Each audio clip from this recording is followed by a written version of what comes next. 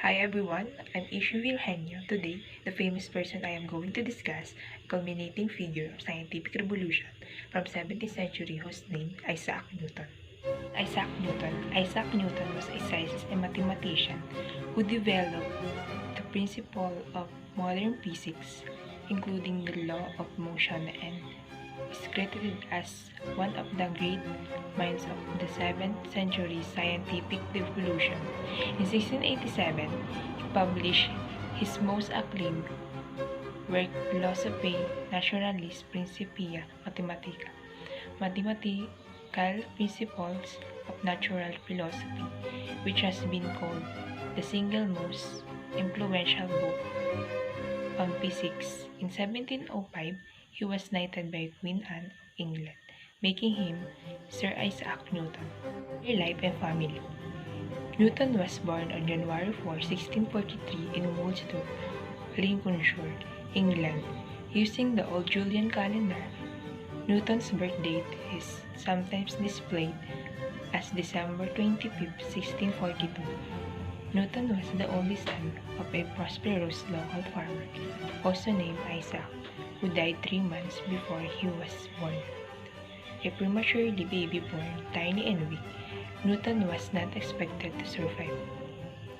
When he was 3 years old, his mother Hannah Hiscock Newton remarried a well-to-do minister, Barnabas Smith, and went to live with him, leaving young Newton with his maternal grandmother. The experience left an indelible imprint on Newton, later manifesting itself as an acute sense of insecurity. He anxiously obsessed over his published work, defending its merits with irrational behavior. At age of 12, Newton was reunited with his mother after her second husband died. She brought along her 3 small children from second marriage. In education, Newton was enrolled at the King's School in Gratham, a town in Lincolnshire, where he lodged with a local apothecary and was introduced to the fascinating world of chemistry. His mother pulled him out of the school at age 12. Her plan was to make him a farmer and have him tend the farm.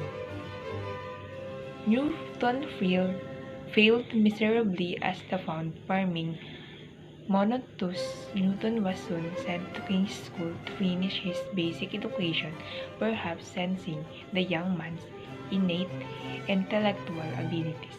His uncle, a graduate of University of Cambridge, Trinity College, persuaded Newton's mother to have him enter the university. Newton enrolled in a program similar to a work study in 1661 and subsequently waited on tables and took care of wealthier students' rooms. Scientific Revolution. When Newton arrived at the Cambridge, the scientific revolution of 17th century was already in full force.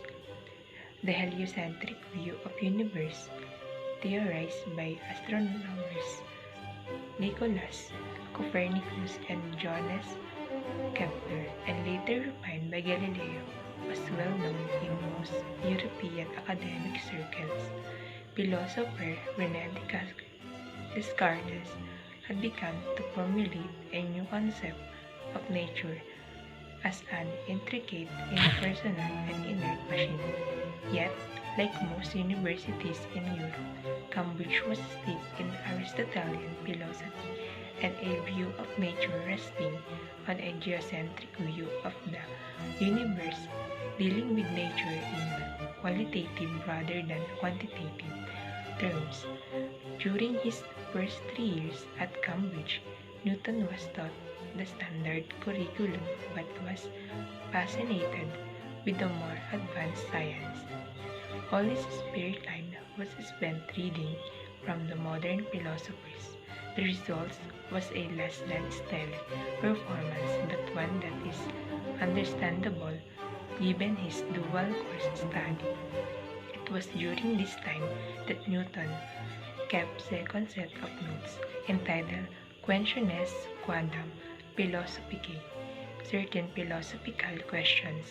That Questiones revealed that Newton had discovered the new concept of nature that provided the framework for the scientific revolution. Though Newton graduated without honors and distinction, his efforts won him the title of scholar and 4 years of financial support for future education. In 1665, the bubonic plague that was ravaging Europe had come to Cambridge, forcing the university to close.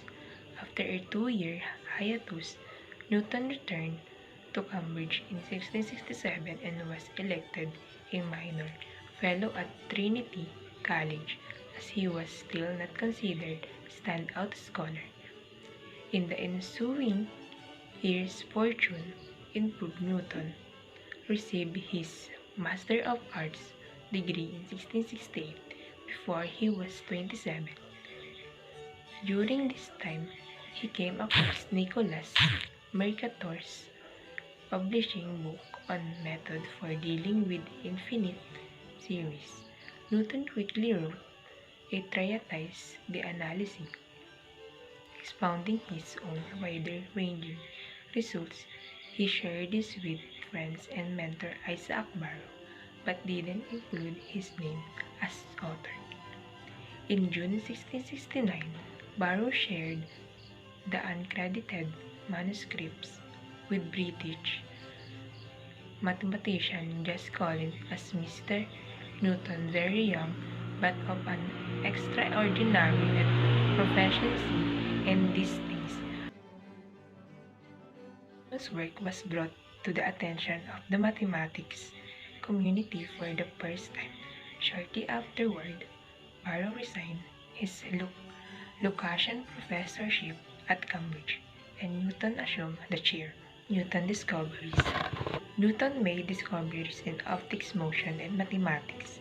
Newton theorized that white light was a composite of all colors of the spectrum, and that light was composed of particles. His momentous book on physics, Principia, contains information on nearly all of the essential concepts of physics, except energy, ultimately helping him to explain the law of motion and the theory of gravity.